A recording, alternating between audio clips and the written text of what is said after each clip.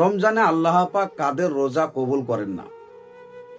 আসসালামু আলাইকুম প্রিয় ভাই বোনেরা, আজকের এই ভিডিওতে খুব গুরুত্বপূর্ণ আলোচনা থাকছে। রোজা রাখলে কি রোজা কবুল হয়ে যায়? আল্লাহ কাদের রোজাকে গ্রহণ করেন না?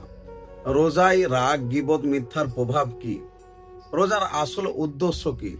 কি করলে আমাদের আল্লাহর কাছে কবুল হবে? ভিডিও শেষ পর্যন্ত শুনুন, কারণ কথাগুলো আমাদের জীবনের সাথে জড়িত। ভাই, একটু ভেবে দেখেন, আপনি সারা দিন রোজা রাখছেন, খাবার ছাড়ছেন, পানি ছাড়ছেন, কিন্তু যদি আল্লাহ বলেন এ রোজার আমার দরকার নেই, তোমার রোজাতে আমি খুশি নই, কিন্তু যদি আল্লাহ বলেন এ রোজার আমার দরকার নেই, তাহলে কেমন লাগবে? এই কথাগুলো ভয় দেখানোর জন্য না, বা নিজেকে ঠিক করানোর জন্য। আপনাকে ভয় দেখাচ্ছি না, বরং আপনার আমার জীবনকে ঠিক করার জন্য আপনাদের কাছে আমি কথাগুলো তুলে ধরছি। রোজা রাখলে কি রোজা কবুল হয়ে যায়? প্রথম প্রশ্ন, না ভাই, রোজা রাখা আর রোজা কবুল হওয়া এক জিনিস নয়। অনেকে আছে সারাদিন না খেয়ে থাকে, কিন্তু মুখে মিথ্যা বলে, চোখ দিয়ে হারাম দেখে, কিন্তু জিহ্বা দিয়ে মানুষকে কষ্ট দেয়। নবী পাক সাল্লাল্লাহু তাআলা আলাইহি ওয়াসাল্লাম বলেছেন, কত রোজাদার আছে যাদের রোজা থেকে ক্ষুধা আর পিপাসা ছাড়া কিছুই পাওয়া যায় না। অর্থাৎ আল্লাহ রাসূল সাল্লাল্লাহু তাআলা আলাইহি ওয়াসাল্লাম বলেন যে তাদের ভুকা পিয়াসা থাকাই হয়, কিন্তু তাদের রোজা কবুল হয় না। ইবনে মাজা হাদিস শরীফের 1690 নম্বর হাদিসে উল্লেখিত রয়েছে। এবার দ্বিতীয় নম্বর প্রশ্ন হলো যে আল্লাহ কাদের রোজা গ্রহণ করেন না? যে ব্যক্তি রোজা রেখে মিথ্যা বলা ছাড়ে না, প্রতারণা ছাড়ে না, হারাম দেখা ছাড়ে না।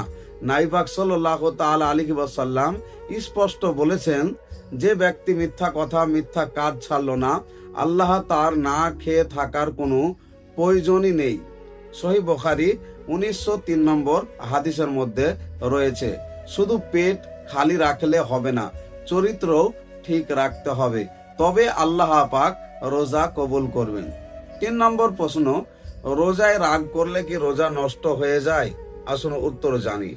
রোজা ভাঙে না, কিন্তু রোজার নূর নষ্ট হয়ে যায়, রোজার জ্যোতি নষ্ট হয়ে যায়। নবী পাক সাল্লাল্লাহু তাআলা আলাইহি ওয়াসাল্লাম বলেছেন, রোজা ঢাল স্বরূপ। রোজাদের কেউ রোজা রাখলে গালি গালাজ করবে না, ঝগড়া করবে না। সহিহ বুখারী হাদিস নম্বর 1894। আপনি যদি রোজা রেখে সামান্য কথায় রেগে যান, তাহলে নিজের রোজাকেই নিজেই দুর্বল করে দিচ্ছেন। হ্যাঁ, এটাই সত্য কথা। 4 নম্বর প্রশ্ন হলো, রোজার আসল উদ্দেশ্য কি? এর উত্তর হচ্ছে, রোজার উদ্দেশ্য শুধু না খাওয়া না, রোজার উদ্দেশ্য তাকওয়া। আল্লাহ তাআলা কালামে পাকের মধ্যে বলেছেন, হে ঈমানদারগণ, তোমাদের উপর রোজাকে ফরজ করা হয়েছে যাতে তোমরা তাকওয়াবান হতে পারো। সূরা বাকারা আয়াত নম্বর 183। তাকওয়া মানে আল্লাহকে ভয় করা, গুনাহ থেকে বাঁচা, নিজেকে সংযত করা। এটাই হচ্ছে আল্লাহর প্রতি ভয়, আর এটাই সম্পূর্ণভাবে রোজা। তাহলে রোজা কবুলের জন্য সহজ রাস্তা কি?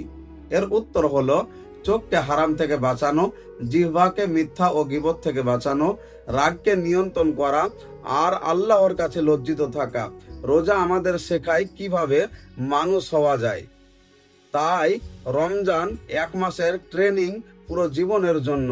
যদি রমজান চলে যায় আর আমরা আগের মতোই থেকে যাই, তাহলে বুঝতে হবে আমরা শুধু উপোস করেছি, রোজা রাখিনি।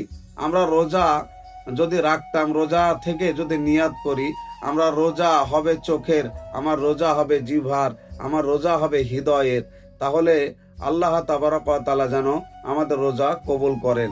এভাবে যদি আমরা আমল করি, আল্লাহ পাকের কাছে দোয়া করি, ফারিয়াদ করি, ইনশাআল্লাহ আল্লাহ তাবারক ওয়া তাআলা আপনার আমার সকলের রোজাকে কবুল করবেন। সকলে দোয়া করি, আমিন ইয়া রাব্বাল আলামিন।